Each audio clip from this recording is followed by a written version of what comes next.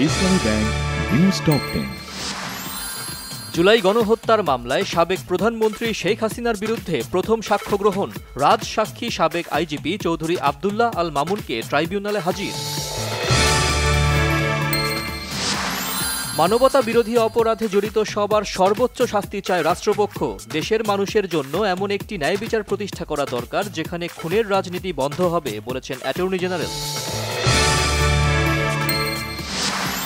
মাসব্যাপী কর্মসূচির অংশ হিসেবে রাজধানীর শাহবাগে ছাত্রদলের সমাবেশ। লাখো নেতাকর্মী সমাগমের আশা। দিক নির্দেশনামূলক বক্তব্য দেবেন তারেক রহমান। এক দফা ঘোষণার বর্ষপূর্তিতে বিকেল 4টায় কেন্দ্রীয় শহীদ মিনারের জনসভা থেকে নতুন বাংলাদেশের ইশতেহার ঘোষণা করবে এনসিপি। বিমান বিধ্বস্তের 12 দিন পর খুলেছে মাইলস্টোন স্কুল অ্যান্ড কলেজ। বুধবার থেকে পুরোপুরি ক্লাস শুরু হবে।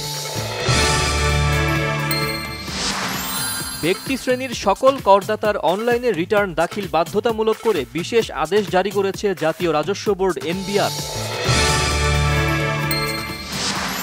বিশিষ্ট পরমাণু বিজ্ঞানী ও গবেষক, ঢাকা বিশ্ববিদ্যালয়ের সাবেক অধ্যাপক, সাউথ ইস্ট ও উন্মুক্ত বিশ্ববিদ্যালয়ের প্রতিষ্ঠাতা উপাচার্য ডক্টর এম শমশের আলী ইন্তেকাল করেছেন। বিকেলে আজিমপুর কবরস্থানে দাফন।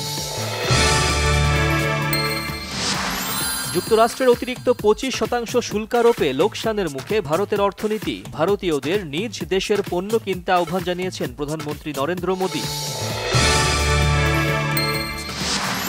যুদ্ধবিরতির বিনিময়ে অস্ত্র সমর্পণ করতে অস্বীকার করেছে হামাস। স্বাধীন ফিলিস্তিনি রাষ্ট্র প্রতিষ্ঠা না হওয়া পর্যন্ত অস্ত্র না ছাড়ার ঘোষণা। কলম্বিয়াকে টাই ব্রেকারে হারিয়ে নারী কোপা আমেরিকায় ব্রাজিলের টানা 5ম শিরোপা। 8 গোলের রুদ্ধশ্বাস ফাইনাল।